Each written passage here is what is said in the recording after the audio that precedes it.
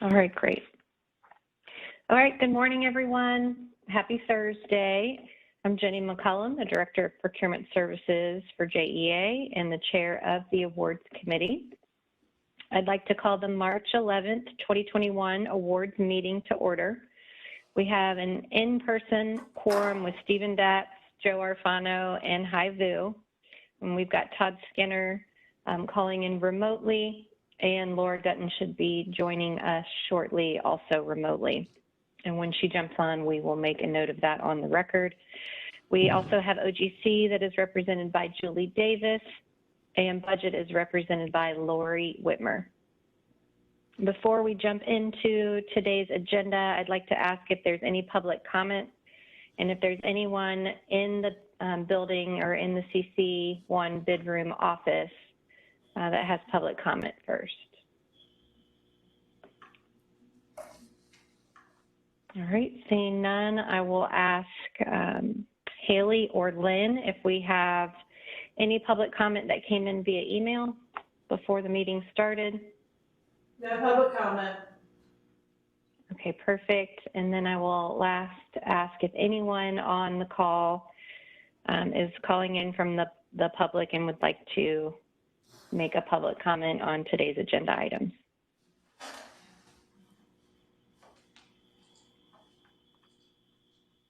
Okay.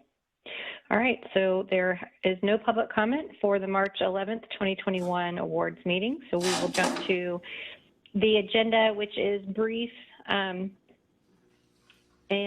we have items 1 and then 3 through 5. And just a note that item 2 was deferred.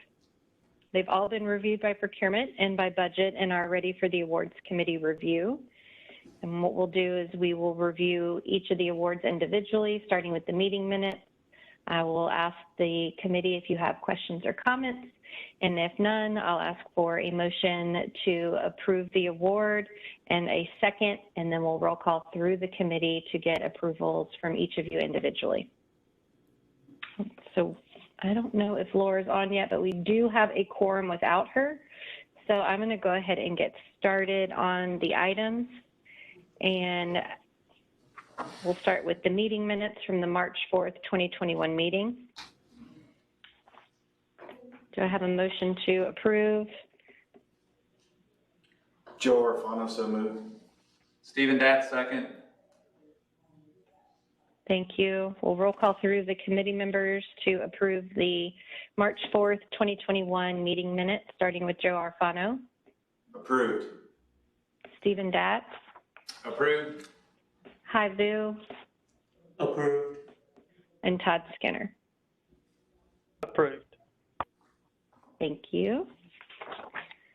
We will move to award number 3. This is a contract amendment. This is for construction management at risk services for the Southwest Water Reclamation Facility expansion. So this was bid out, and the original scope is the pre-construction services during design and construction services for the Southwest expansion to 16 millions of gallons per day. And this project is needed to meet the water or the wastewater flow demands in the Southwest service territory. Garney Companies, Inc. is our awardee, and we are expected to have this project completed in January of 2024. I'll give you guys a little bit of background, and then we'll jump back to the award amount originally bid and approved by the awards committee in December of 2019, in the amount of about $705,000, and that was for pre-construction services. We did a contract increase that was approved by the awards committee in August of 2020, and that was for a guaranteed maximum price for the purchase of the ultraviolet UV, is what we call the UV system. And this award amount is also to Garney to do a contract amendment, and it's $3,206,159. So this work has been negotiated successfully, and this is for the installation of the UV disinfectant equipment. It is approximately $133,000 less than what we had originally estimated due to the negotiations with our team. And then also included in this amount, in this award amount, is 3 months of additional pre-construction services that we ask Arnie to tack on to the end of this contract, and that is about $65,000. I'll just note that our group did negotiated updated rates, and on average, they're 16% less than what we originally negotiated back in 2019, and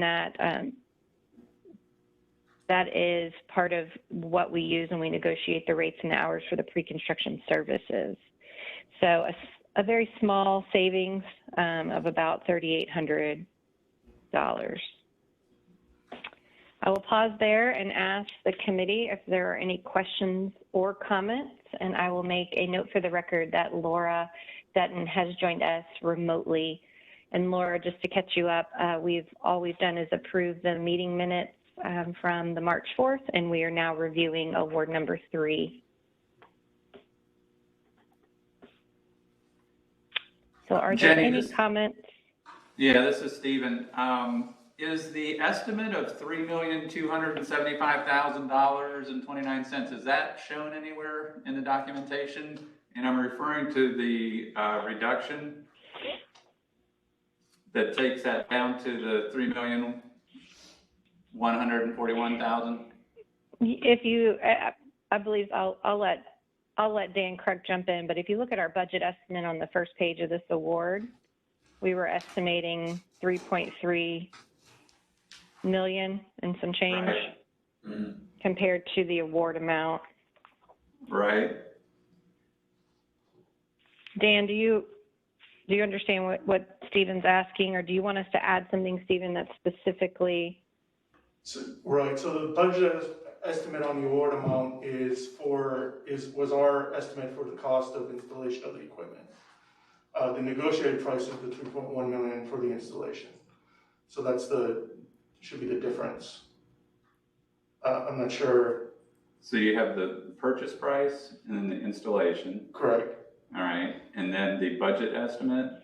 Right, the budget estimate that's on this award is just for what we're awarding is the installation. We didn't bundle it all together. Yeah. Correct. So I was separating the two. Mm-hmm. You're awarding the $3,275,000. Mm-hmm.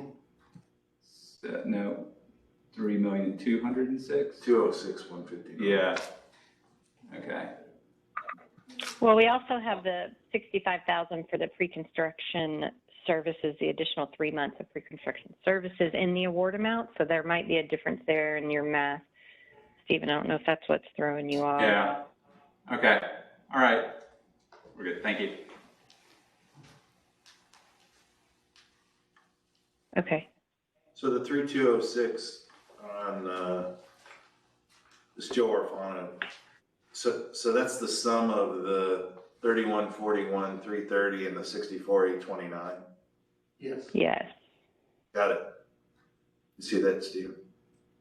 Yeah, and I was actually looking on page 7 where the negotiated installation costs, $3,141,000 is $133,699 less. So if you just add that back into it, that's taking you up to the 3.2 million 75. So if we could just check the math on that. Yeah, when I do the math, Stephen, I looked at the budget estimate and it brings us up to a savings of 208 instead of the 133 that we were originally estimating. Yeah. Well, I think if you take out the 65. I'm sorry, I think I understand now. The savings of 133. So Garni initially presented a GMP, and then we negotiated off of that, and that's the difference. And that's not showing. Right, and we certainly have the originally submitted GMP, but we don't include it in the packet. That's what was We missing. Okay. we can present that if you want. No, I was just trying to follow. Right. So that explains it. Right. Okay. Because that's the actual savings. Our estimate, Yep. we can say that difference, but the actual, negotiating the difference, that's the actual number. Okay. All right. Yeah, I was just, Yeah. when you see the original proposed and deemed reasonable, I was looking for the proposed. Right, okay, yeah, I'm sorry, I misunderstood earlier. Yeah. Okay. So I think a better way also to summarize that, just to ward off any confusion, is both the original proposed installation cost from Garmy was under our budget estimate, and then we further negotiated that down, and that's where that savings comes in. Yeah. I'm good with the explanation, Jenny. Thank you. Okay. You're welcome. Thank you, Dan. Yep. All right. Do we have any other questions or comments on award number 3? All right. I'll ask for a motion to approve award number 3. Hardwood, so moved. Thank you. Stephen, Can we get a second? second? Stephen, thank you. We'll roll call through the committee to approve award number 3, starting with Haizu, Approved. Stephen Datz, Approved. Joe Arfano, Approved. Todd Skinner, Approved. and Laura Dutton. Approved. Thank you. I'll just take a step back. Julie, do we need to have Laura approve the meeting minutes now that she's jumped on and is approving some of these other awards as well? No, I believe there was a quorum and present, and you're required to have a majority of the members approve something, and I think that you had a majority of the members approve the minutes, so I don't see any reason to go back and reapprove those. Okay, thank you. And I'll just note for Lynn and Haley, when we create the meeting minutes, just make a note when Laura joined so that it's clear that they see her starting to vote and approve stuff as well. All right, award number 4. This is a contract amendment. This is for GE Long-Term Service Agreement, which we refer to as LTSA. And this is for Amendment 7. What this is covering is to provide repairs, which is rotor replacement and upgrades for Brandy Branch Generating Station Unit 1 and Kennedy Generating Station Unit 7. GE is the recommended awardee, and the award amount is $22,271,269. I will give you guys a little bit of history on this one since this is a new committee, just to get you guys up to speed. But just as a note, this was something that we negotiated and started back in 2000 and June of 2000, and the end date for this long-term service agreement is December of 2028. And so what we've done is we've got this service agreement, and it applies to Brandy Branch Generating Station, it applies to Kennedy Generating Station and Greenland Energy Center.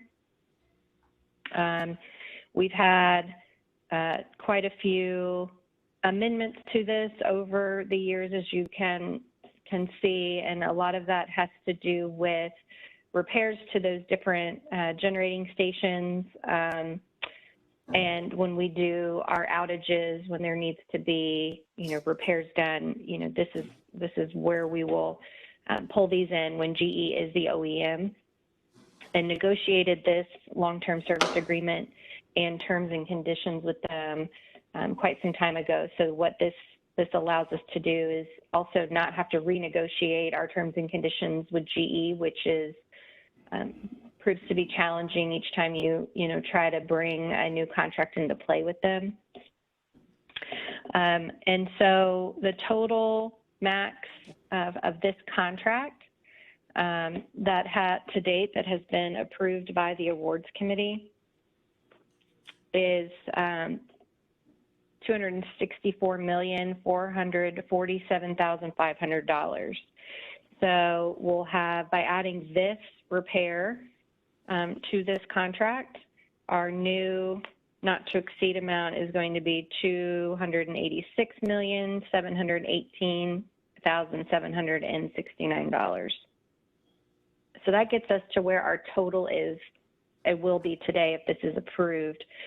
And then I'm going to explain kind of what that $22 million entails so that you guys have a better understanding of what you're approving today. But I wanted to give you some history of where we are with this contract and how this was originally developed. So we've got the Kennedy CT7 unit is a peaking gas turbine that was placed in service in 2000. It is a starts-based unit, which means after 900 fired starts, the unit is required to undergo major maintenance to overhaul.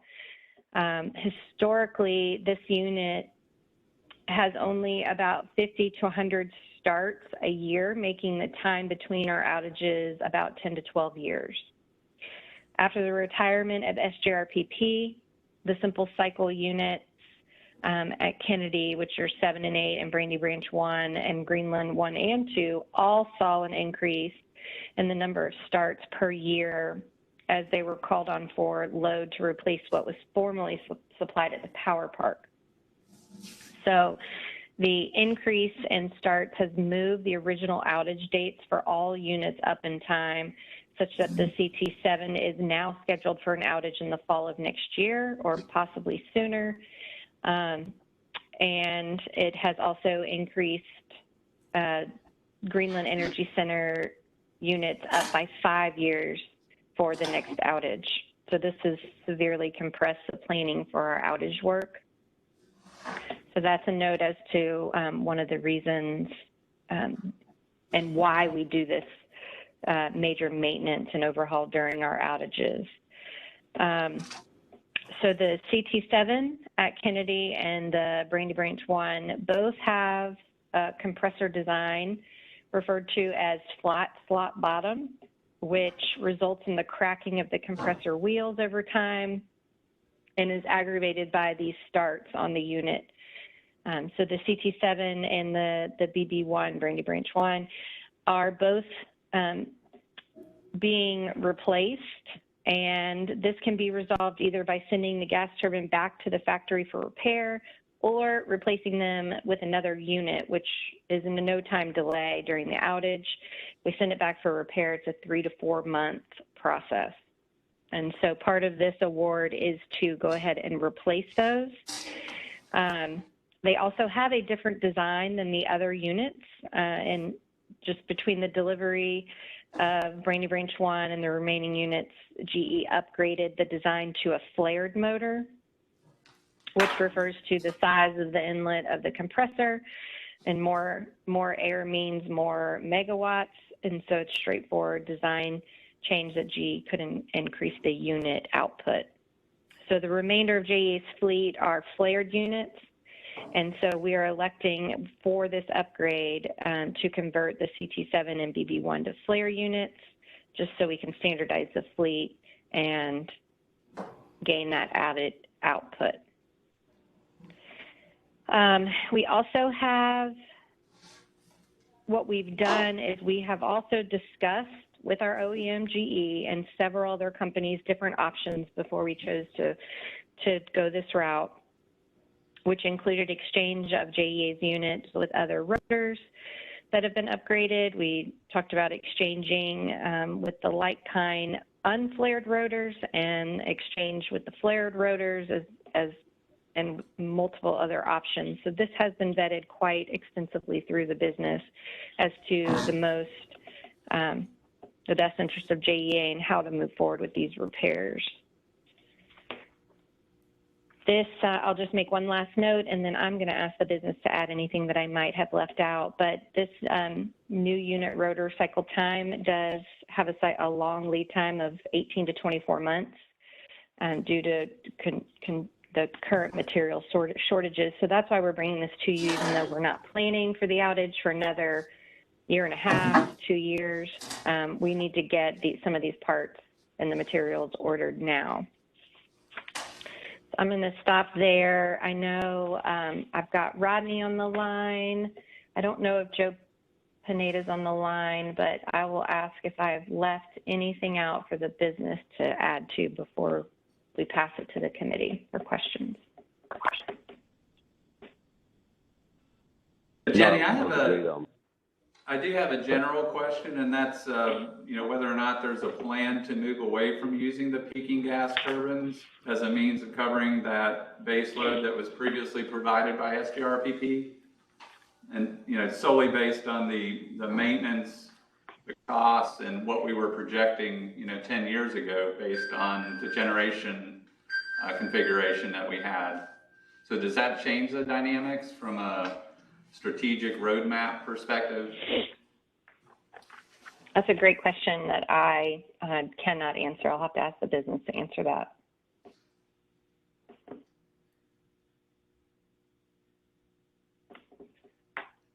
Is there anyone on the line? I don't believe Joe. Yeah, I don't believe Joe Pineda's on the line, but one of the project team could answer. Okay. Thanks, Rodney.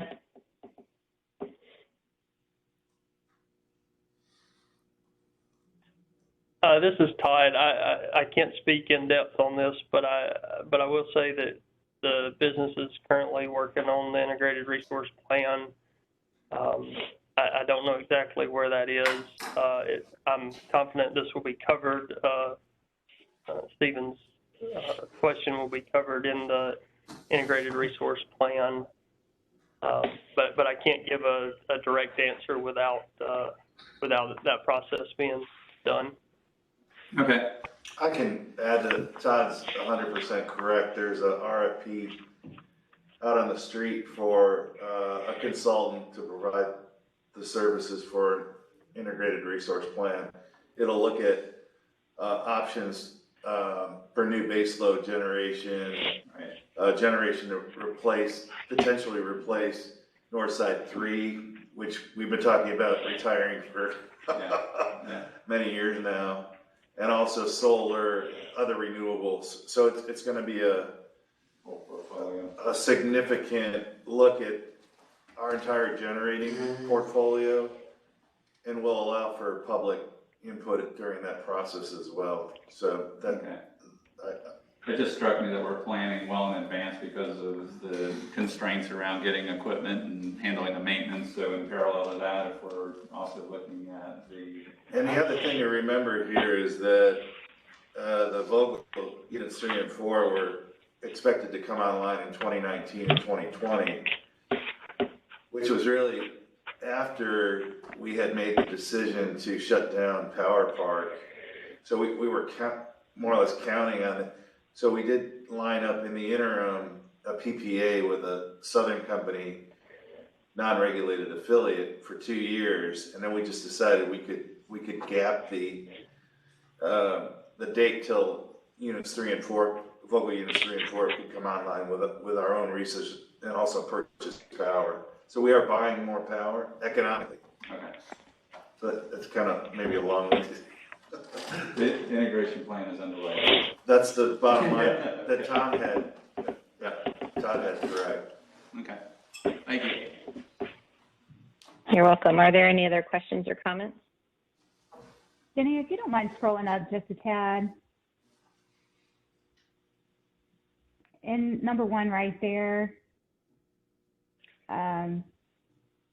it looks like GE is the only company of those that submitted a bid that had performed the type of work in the past. But can you help me clarify the back end of the statement where other companies either have not completed a flared unit conversion or? Sure. So, and I'll let Rodney speak to that, but just to clarify, this is an amendment to our long-term service agreement. So we didn't necessarily bid this. What we did was we vetted different options with the OEM, which is GE, and then other companies as well. And so I'll let Rodney explain kind of those 4 points in more detail, just to give you some more clarity there. But that's why you don't see any other bidders work on here. This is just a negotiation that happened in a change order to the current long-term service agreement. Yeah, so actually that first sentence, in rereading it right now, it's not a complete sentence.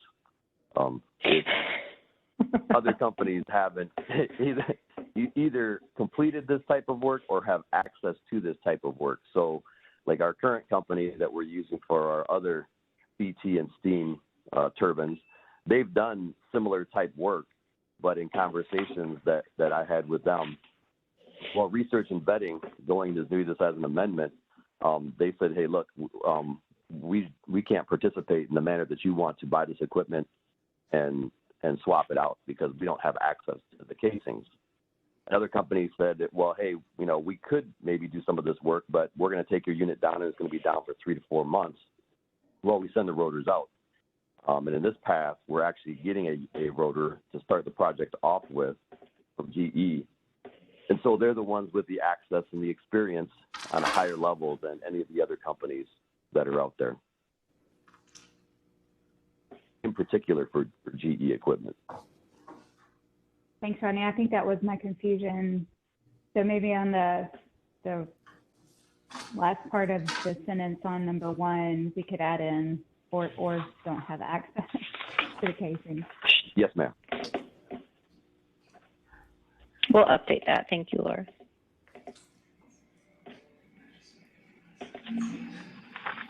Any other questions or comments?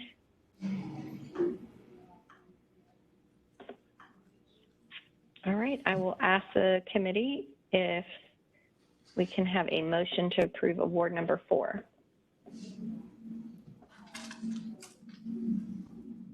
Laura Dutton, motion. Thanks, Laura. Can I get a second? Joe Orfano, second. Perfect. We will roll call through the committee for approval on award number 4, starting with Laura Dutton. Approved. Joe Orfano. Approved. Hai Vu. Approved. Stephen Datz. Approved. And Todd Skinner. Approved. Thank you. Our last award is award number 5. This is an invitation for bid. This is for the Buckman Fence Replacement Project. It is to replace the existing perimeter fence and gates at Buckman Wastewater Treatment Facility. And we have a note here that the landscaping or clearing provided by others and is outside of this scope.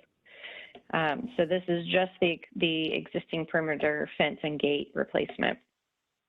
Armstrong Fence Co. is our recommended awardee in the amount of $458,480. We are expected for this to be done in September of this year. And we had a 10% JSEB goal, which they have met. If you look at the background, you can see that we tried extremely hard to get competition on this project. There just wasn't a lot of companies out there that could participate, and I'll ask the business to chime in, or Rodney to chime in on some of this, but just to give you guys an idea for the record, we had 2 prime companies attend our pre-bid meeting, and 2 of the companies completed their mandatory site visit, and we held a second pre-bid meeting and mandatory site visit to see if we could get additional interest in competition here, which we did. We had 2 additional companies attend. And then at our first bid opening, we still only received 2 bids. And so we elected to not open with the hope that the 4 companies that had attended, through the first 2 pre-bids and mandatory site visits, that we could get, reach out to them, get some feedback on why they hadn't bid, and if, we could extend or try to do something different to increase that competition. And so we didn't open the bids. So we contacted everyone. We held a 3rd pre-bid and a site visit. And then one of the original bidders withdrew their bid, but one new company did end up submitting. So we still ended up with only 2 bids. And we went ahead, after all the efforts, we elected to go ahead and open those 2 bids. So I will ask Rodney, and I'll make a note here that the subtotals of our line 1 and 2 of our workbook are approximately 4% less than the scope and the budget estimate that we have. So even though we did not have a lot of competition, we're still seeing that the price is reasonable. And then I'll make a note, and Rodney will chime in here too, that the low bid ended up having to withdraw, and it had to do with not submitting bonds. This is a bonded project, and also not having a JSEB participation. So there was a lot of things that went into them asking whether they could withdraw their bid. So Rodney, do you want to jump in and add anything that I might have left out, or some of the reasonings behind this? Yeah, this is Rod Lovett. I think you did a great job of explaining it. Thank you. There's not a ton of fence contractors. I mean, there are fence contractors, but ones that do the larger scale projects, ones that have the wherewithal to get bonds and that'll work to get the insurance requirements and things for JEA. There's not a whole lot. The 3 companies that did at one time or another submit a bid are all companies that JEA has worked with, so we felt confident that we should be able to get 3 bids, or even some of the GCs in the area to bid on the project. The one company that withdrew their bid, they withdrew it because they didn't feel comfortable leaving their bid sit for an extended period of time with the pricing volatility that's out there right now. And the company, that was the first company that withdrew their bid before the bid due date. The second company that withdrew their bid, it was basically an issue of bond and being confident that they had bid correctly. They felt that they weren't going to be able to do it for what they bid, which kind of points to why the third bid is so much higher than the second bid. Thanks, Rodney. I'll note too, I think we have an error in the last paragraph.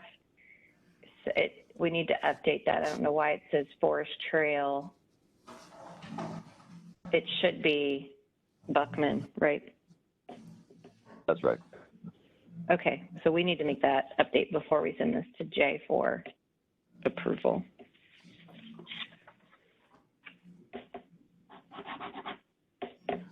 Any questions or comments from the committee? Jenny, this is Stephen. Do we have a JSEB goal of 10%? Mm-hmm. And it's actually what you're referring to, the 41,680 is 9.1%? Yes, I'll explain. So when we work with the JSEBs, we are working off the percent of what we call our subtotal of the bid price. So we include SWA, but we don't know for certain if we're actually going to use SWA. And so we don't calculate that in because it's not a guaranteed.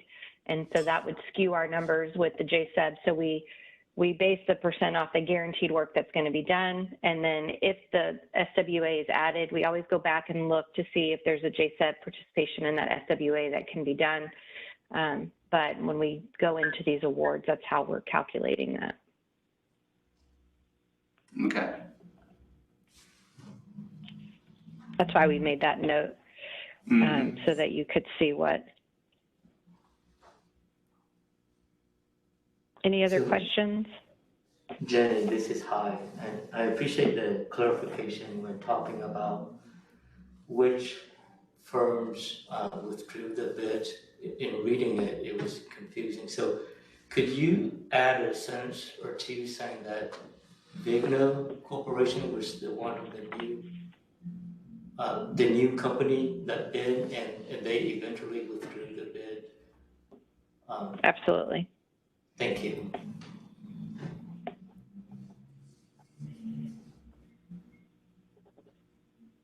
I'm just making a quick note, as I'm sure Lynn and Haley are too. And Rodney. Go ahead, Rodney. Yeah, this is Rodney. I'm in the award, the actual Word version of the award, making the